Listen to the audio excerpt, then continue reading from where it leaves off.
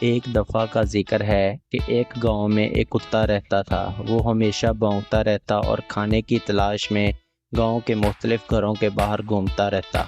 ایک دن کتے کو ایک قصاب کی دکان کے باہر ایک بڑا گوشت کا ٹکڑا مل گیا۔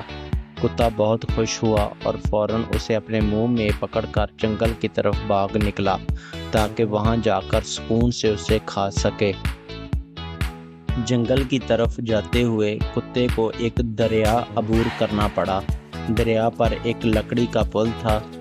جب وہ پل سے گزر رہا تھا تو اس نے نیچے پانی میں اپنا عکس دیکھا۔ کتے نے سوچا کہ پانی میں دوسرا کتا ہے جس کے منہ میں بھی گوشت کا ٹکڑا ہے۔ وہ لالچ میں آ گیا اور سوچا کہ اگر میں اس دوسرے کتے کے گوشت کا ٹکڑا بھی حاصل کر لوں تو میرے پاس 2 ٹکڑے ہو جائیں گے۔ اس خیال کی وجہ سے کتے نے زور زور سے بھونکنا شروع کر دیا تاکہ کتا ڈر جائے اور گوشت کا ٹکڑا چھوڑ کر بھاگ جائے۔